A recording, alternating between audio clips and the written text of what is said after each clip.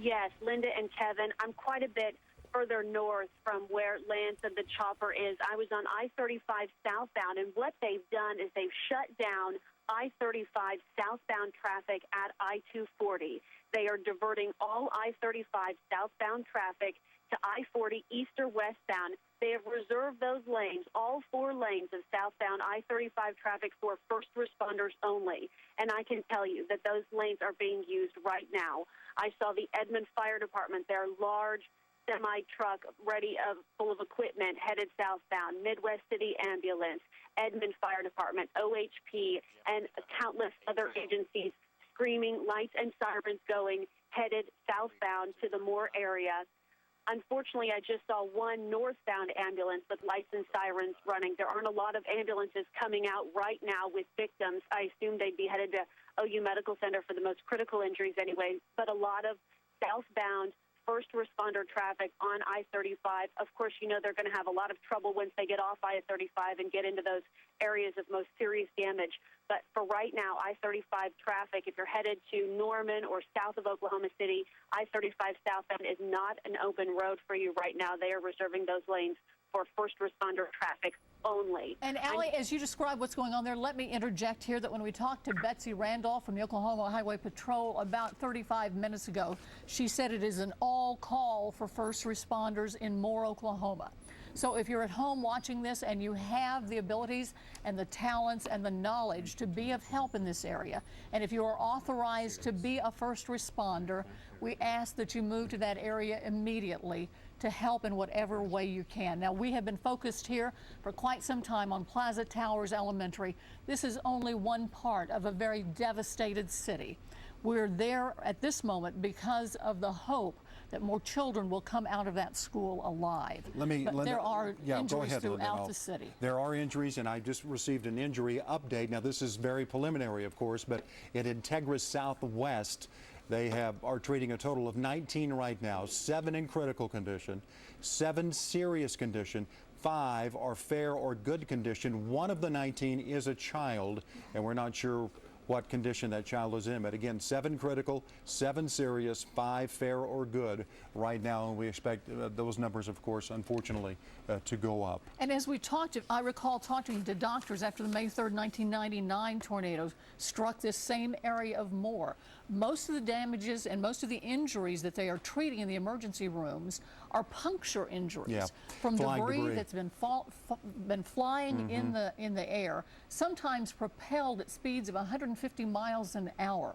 You're talking about nails, you're talking about boards, you're talking about any type of metal that has come loose from these buildings that's now become shrapnel and a million knives flying through the air. There's so many lacerations and other more ghastly injuries from these kind of things. People do survive, but they live with these injuries from now on. Let's go back to John Welsh and Bob Moore Chopper 4. John, I know you're navigating with a lot of other traffic up there right now, but the situation from where you see it, I know it's this very early in the search and rescue, but are you seeing anything that any shred of daylight, any shred of hope out there for those worried about loved ones?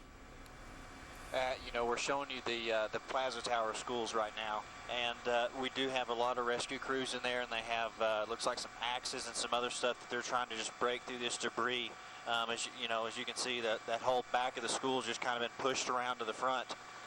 So there's a lot of guys in there, and they're trying to pull a lot, or they're trying to get some stuff out. But as far as seeing people walk out or bring anything out, Kevin, we're not seeing anything.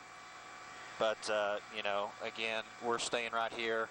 There's a lot of traffic. It's picking up in the neighborhoods that people are coming home and looking at looking obviously at the destruction to their homes and all their property there.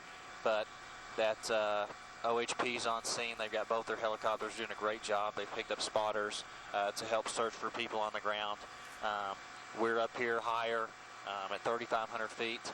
Zooming using our camera, the lens, to try and help out. I've asked them, hey, if you guys have any areas that you want people to look, or that you want us to kind of consolidate our efforts on, just let us know so that we can kind of really help everybody out.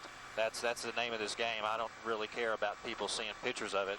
My goal right now is to try and help find people in the rubble. So that's what we're trying to do here.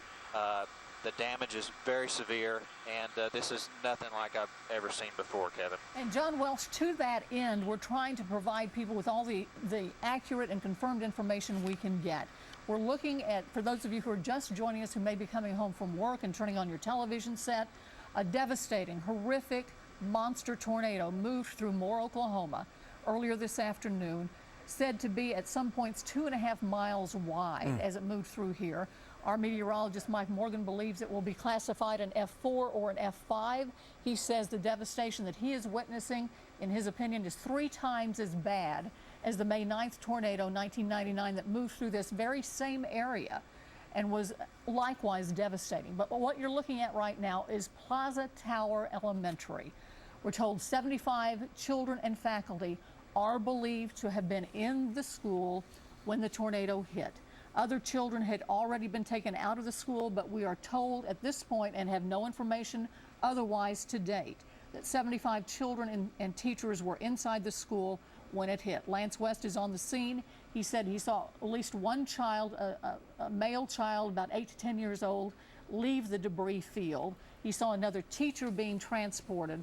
But so far, that's all that we've been able to confirm. Let's go down to ground level right now with our Jesse Wells on the scene. Jesse was in Edmond yesterday at another tornado damage site, but this is nothing like what you saw yesterday, Jesse. This is massive. Go ahead, Jesse. Go ahead, Jesse.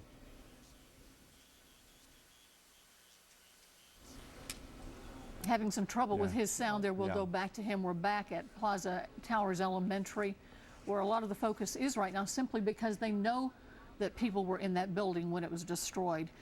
If you saw earlier shots of Moore, Oklahoma, as our coverage continued since about 2:30 this afternoon, you know that there are areas throughout this city that look exactly the same.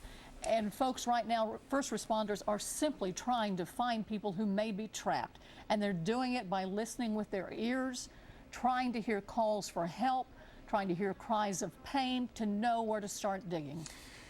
Well, it's just, you know where to start. You start at the elementary schools, and that's where they are. And then they're going to start going door to door, searching what used to be homes but are now piles of rubble all up and down the streets there.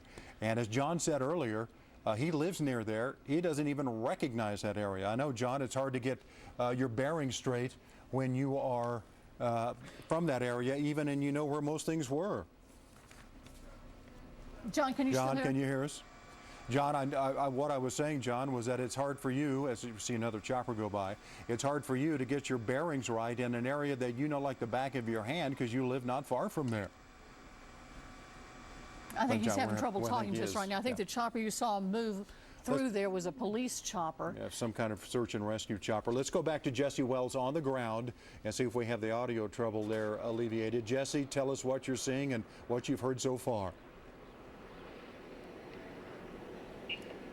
Kevin, again, really words don't even do this scene justice. It's hard to describe exactly what we're seeing out here. Absolute and total devastation. Right now I'm standing basically right next to the Moore Cemetery at the corner of Ridgeway and Southwest 8th. Now this is just to the north of where that Plaza Towers Elementary School is. In fact, just within the last couple of minutes, my photographer and I walked down about 2 or 3 blocks to where that school is and got a look at the scene down there. Again, right now we're standing on the north edge of the absolute worst of the damage. Here you can actually see a number of homes are still standing, somewhat obviously significant damage on all of these homes, but the walls for many of these homes are still standing. You go literally a block or 2 to the south, completely different story. The homes are down on their foundation. Again, just a couple of minutes ago, walked down to Plaza Towers Elementary. I know people are very curious about that. We talked to a couple of kids actually on our way down. They said they were inside the school when the tornado hit. They said that they were literally being told to hang on to the walls of the interior of that school when the tornado was overhead. A very sad story. Obviously, one of the people we talked to said that a teacher was actually on top, laying on top of 3 elementary school kids. That teacher was in very, very bad shape. Personally, he didn't think that this person was going to make it through the storm. But again, one teacher laying on top of 3 kids trying to protect them from the debris. I can tell you right now, Plaza Towers Elementary, as you've seen from the air, is basically gone. I mean, most of the walls are destroyed. There are cars that were tossed into the front of that where the office building is. There's now a car, a Dodge Durango actually, sitting in the front of that school where the office is. Again,